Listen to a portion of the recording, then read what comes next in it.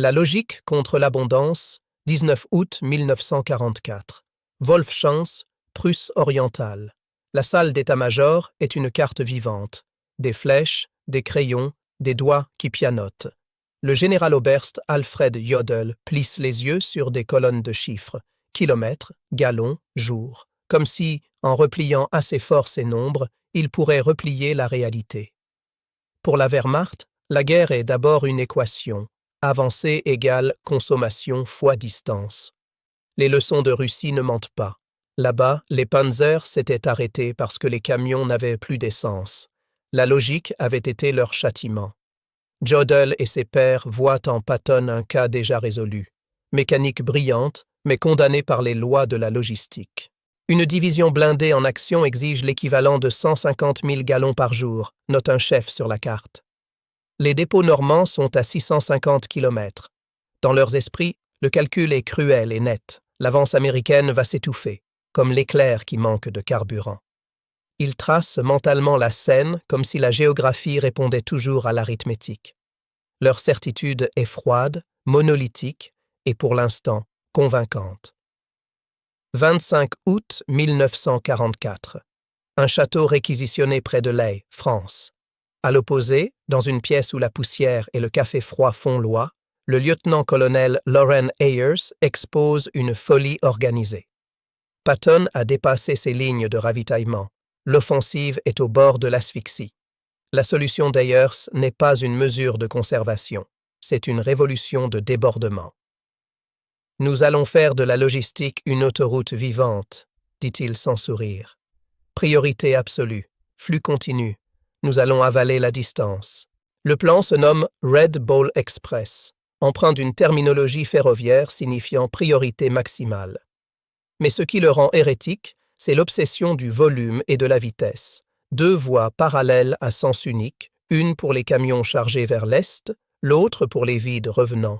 Circulation jour et nuit, phares allumés, interdiction quasi totale de s'arrêter, convoi toutes les 5 minutes, vitesse moyenne maintenue autour de 56 km par heure, unité de réparation prête tous les 80 km. Chaque camion devient une goutte dans un déluge volontairement gaspilleur.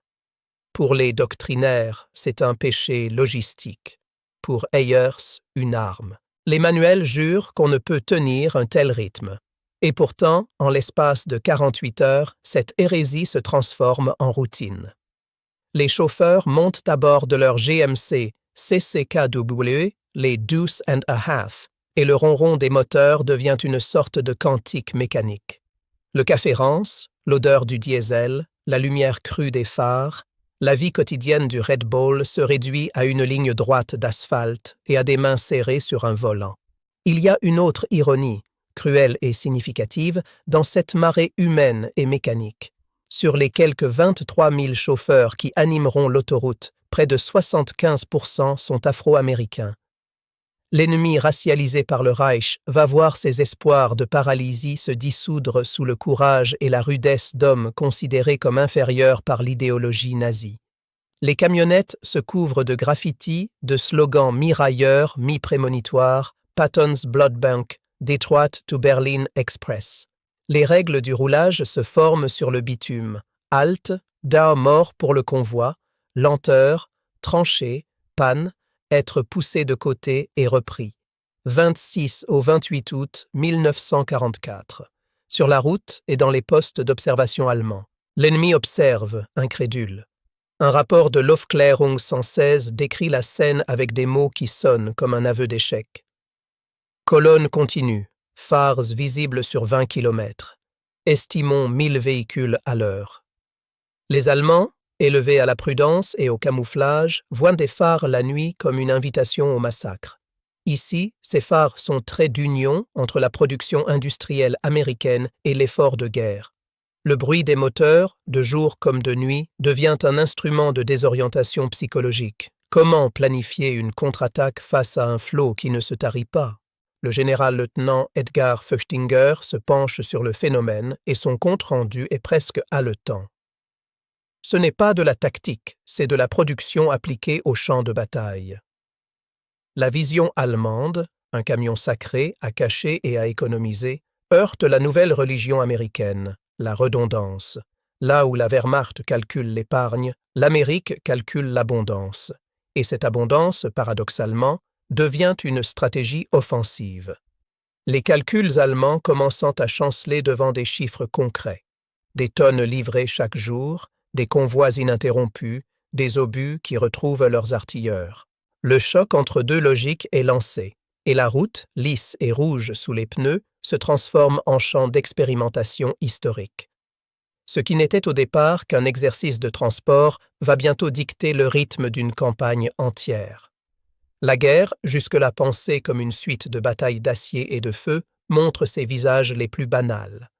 La livraison, le camion, le chauffeur, l'abondance industrielle devient arme, et la logique froide des généraux, commence à vaciller devant le grondement ininterrompu du Red Ball Express. 1er septembre 1944. Aux abords de Chartres. La route respire. À perte de vue, des GMC CCKW, Dodge et Studebaker serpentent entre les villages encore calcinés. La poussière forme un brouillard brun, collant, presque solide, qui s'infiltre partout, dans les gorges, sous les paupières, entre les dents.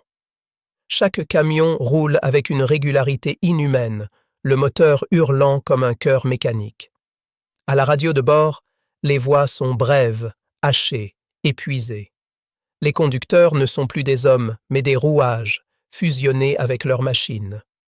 Les convois avancent selon un rythme presque musical. 35 miles à l'heure, pas moins, pas plus. Chaque conducteur connaît par cœur la silhouette du camion qui le précède. Quand la nuit tombe, les phares s'allument, formant une chaîne lumineuse, une veine d'acier palpitant au cœur de la France libérée. L'autoroute de la Victoire est née, une artère qui alimente le front de Patton comme un cœur artificiel. Les ordres sont stricts. Interdiction absolue de s'arrêter. Si un véhicule ralentit, la police militaire surgit implacable. Des panneaux bordent la route. Keep 'em rolling. No stop. No excuse. You can sleep when you're dead. Ces slogans, d'abord absurdes, deviennent des mantras. Ils collent aux esprits comme l'huile sur les mains, transformant l'épuisement en foi.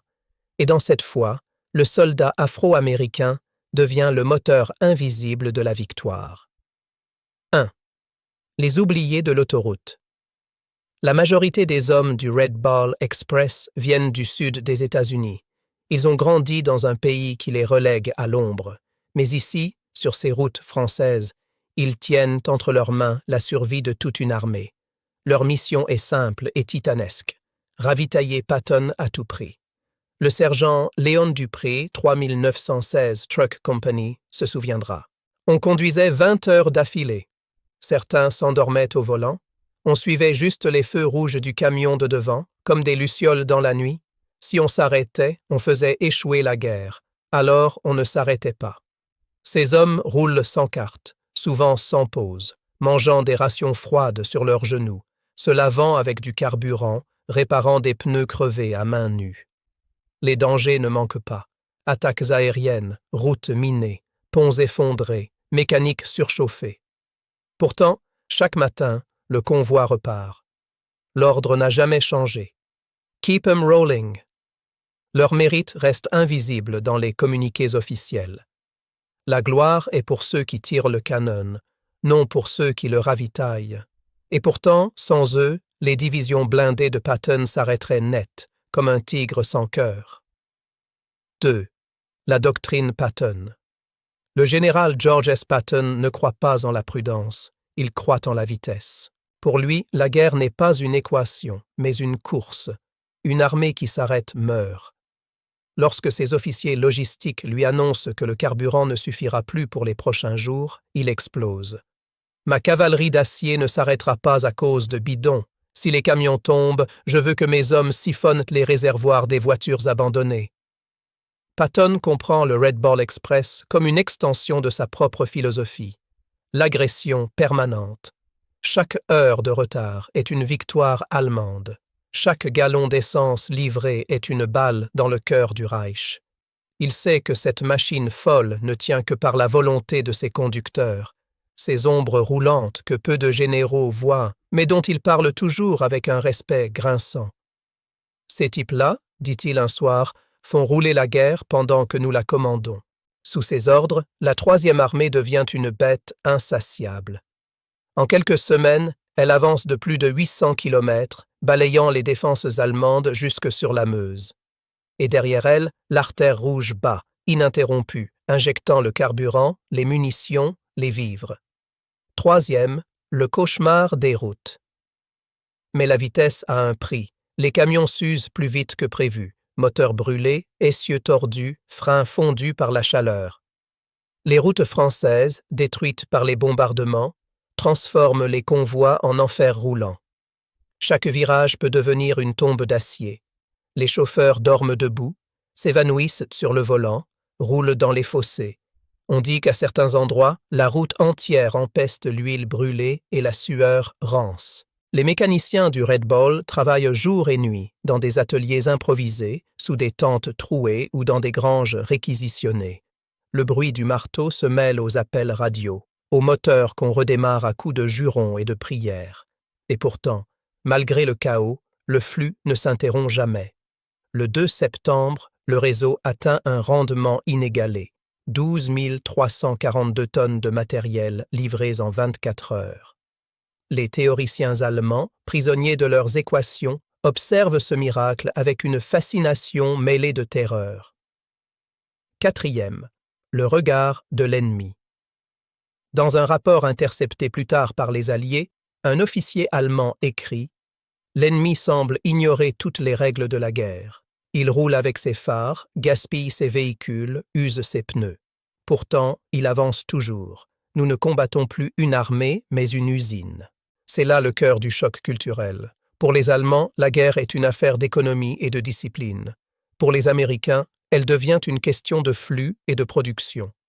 Ce que la Wehrmacht appelle gaspillage, l'Amérique appelle stratégie. Le Red Bull Express, né d'un désespoir logistique, est en train de devenir le symbole d'une ère nouvelle, celle où la supériorité ne vient plus seulement des armes, mais de la capacité à les nourrir, sans jamais s'arrêter. Le rugissement de milliers de moteurs continue de hanter les nuits de France, et, sans que personne ne le sache encore, cette autoroute improvisée va redéfinir la guerre moderne, transformant la logistique, jadis considérée comme un soutien, en arme principale. 10 septembre 1944. L'aube grise se lève sur la Champagne. Les champs sont jonchés de carcasses de camions et de pneus éclatés. Le vent d'automne soulève les bâches pleines de poussière, comme des drapeaux oubliés.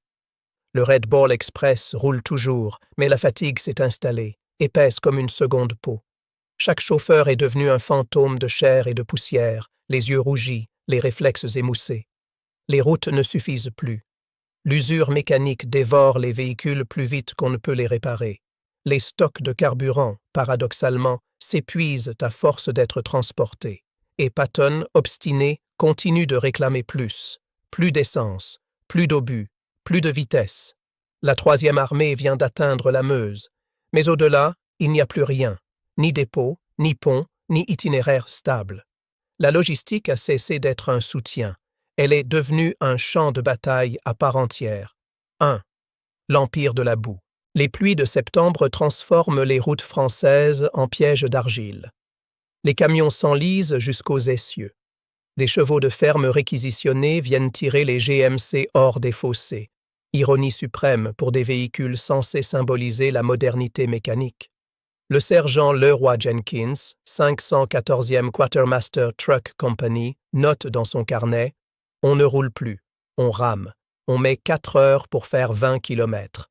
Les moteurs hurlent, les pneus glissent, la route nous avale. » Les mécanos bricolent des chaînes, reforgent des pièces à partir d'épaves, arrachent des roues sur des camions calcinés. L'arrière-front devient une forge improvisée. On y répare la guerre avec des bouts de ferraille et des prières.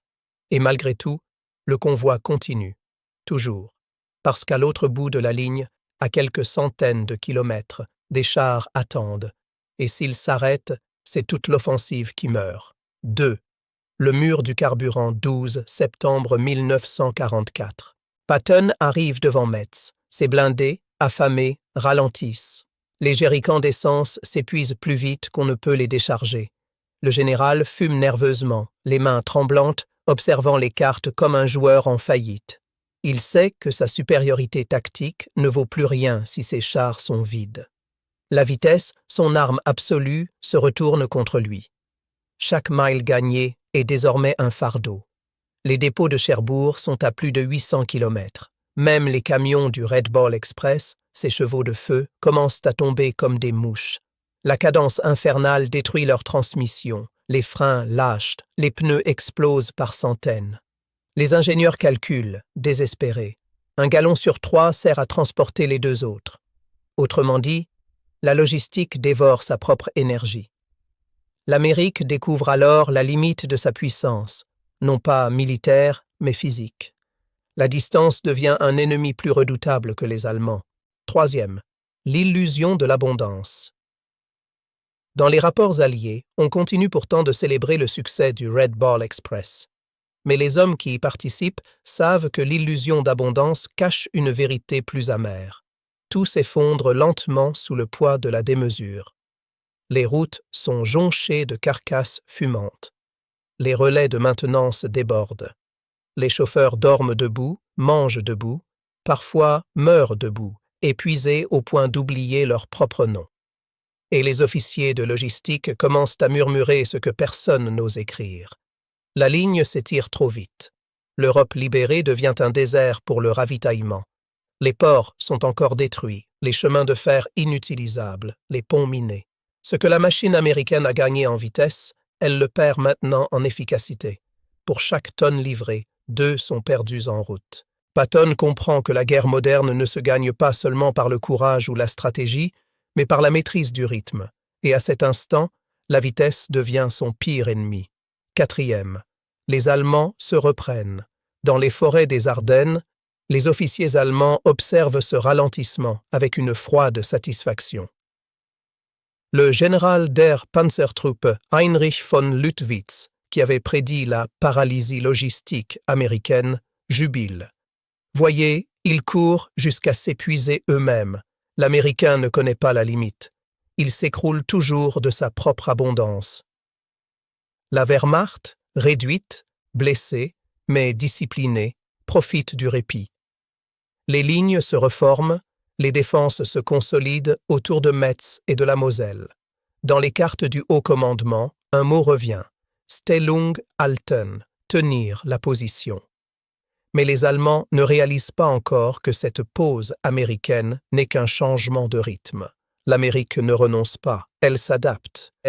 Et dans les bureaux d'intendance alliés, une nouvelle idée commence à naître, une idée qui va briser le mur invisible de la distance. Le Red Ball Express, né dans la hâte et nourri par la foi brute de ses chauffeurs, est à bout de souffle. Mais son principe, la logistique comme arme stratégique, est sur le point de muter une fois encore. La guerre industrielle va donner naissance à son chef-d'œuvre ultime, l'intégration totale du transport, du carburant et de la planification. L'autoroute de la victoire va se transformer en un réseau vivant, une machine intelligente. Et ce basculement, préparé dans la boue et le désespoir, annonce déjà la guerre du futur. 15 septembre 1944. Les routes françaises, lacérées de traces de pneus, portent la mémoire d'un vacarme. Ce n'est plus une autoroute, c'est une cicatrice. Le Red Ball Express a atteint son apogée. Plus de 6000 camions circulant jour et nuit, livrant jusqu'à 12 500 tonnes de matériel par jour. Et pourtant, ses conducteurs sentent que la fin approche. L'hiver arrive, la boue engloutit les roues, et les hommes, vidés, continuent à rouler par pure inertie. Mais quelque chose a changé. Ce n'est plus une improvisation, c'est une doctrine. Ce qui était un pari logistique est devenu un modèle de guerre industrielle. À l'arrière, dans les bureaux de planification alliés, on parle déjà d'une nouvelle ère, celle de la mobilité logistique totale. 1. La machine qui pense. Les officiers américains réalisent que la clé n'est plus la puissance brute, mais la coordination. Les cartes se couvrent de tracés rouges et bleus, indiquant non plus des lignes de front, mais des flux, essence, munitions, vivres, pièces détachées. L'armée devient un organisme vivant, irrigué par des veines de camions. Le Red Ball Express inspire la création de systèmes plus vastes, le White Ball pour les fournitures secondaires, le Green Diamond pour le matériel médical, et bientôt un réseau de pipelines portables, le Pluto, Pipeline Under the Ocean, pour remplacer le carburant transporté par camion. Ce n'est plus seulement un convoi, c'est la naissance d'une pensée moderne, où la logistique cesse d'être un soutien pour devenir le cœur battant de la stratégie. L'ingénieur Ross Bateman, l'un des architectes du système, écrit « Nous ne livrons plus des caisses, nous livrons la victoire ». 2. Les hommes de l'ombre. Pendant que les états-majors redessinent la carte de la guerre, les chauffeurs, eux, continuent leur danse épuisée sur l'asphalte. Certains ne reviendront jamais. Accidents, embuscades, épuisement pur et simple. On estime que plus de 200 hommes perdront la vie sur la route du Red Ball Express. Mais leur nom ne figure pas sur les monuments. Leur guerre n'a pas de bataille, pas de héros flamboyants, pas de décoration. Elle se joue dans la poussière, les mains tachées d'huile, les yeux brûlés par la lumière des phares. Et pourtant, ces hommes ont fait rouler la guerre. Sans eux, pas d'essence pour les Sherman, pas d'obus pour l'artillerie, pas de ravitaillement pour les divisions en tête. Leur courage n'est pas celui du fusil, mais du volant. Dans un rapport de la 514e Truck Company, un officier écrit sobrement « Nous avons transporté la victoire ». 3e. Le renversement des certitudes. À la fin de septembre 1944, les Allemands comprennent enfin leur erreur. Leur logique, fondée sur la rareté, s'est effondrée face à une économie fondée sur l'abondance. Ils avaient prévu la paralysie américaine. Ils n'avaient pas prévu la volonté américaine de brûler tout ce qu'il faut pour continuer à avancer. Le général Siegfried Westphal, d'abord si sûr de ses calculs, écrira plus tard dans ses mémoires « Nous pensions qu'ils étaient fous, mais ils étaient simplement riches. Et dans une guerre d'usure, la folie soutenue par la richesse devient la raison. » Le Red Ball Express n'était pas seulement un triomphe logistique. C'était un changement de paradigme. La victoire n'appartient plus à celui qui économise, mais à celui qui ose gaspiller intelligemment. L'Allemagne, prisonnière de sa rigueur, se heurte à une Amérique qui transforme la démesure en méthode. Le monde vient d'entrer dans l'ère de la logistique totale. 4e. L'autoroute de la mémoire.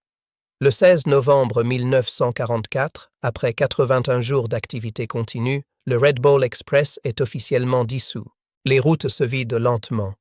Les derniers camions repartent vers l'ouest, laissant derrière eux des sillons profonds, comme les veines d'un géant qui s'endort. Mais son héritage reste vivant. Chaque convoi de la guerre moderne, chaque base avancée, chaque réseau de ravitaillement rapide porte en lui l'ADN du Red Ball. De la Corée à l'Irak, du Vietnam à l'Ukraine, la guerre contemporaine continue de rouler sur cette autoroute invisible née en France en 1944, et dans le fracas des moteurs s'entend encore comme un refrain « Keep 'em rolling ». Ce n'était pas un ordre, c'était une promesse. Épilogue.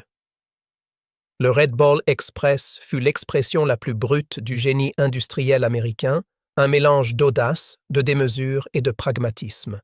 Les généraux allemands avaient raison. Les lois de la physique ne peuvent être violées. Mais ce qu'ils n'avaient pas compris, c'est que l'Amérique avait trouvé le moyen de les plier. Là où la logique voyait un mur, l'abondance traçait une route. Et sur cette route, jour et nuit, 23 000 hommes ont conduit l'histoire, droit vers la victoire.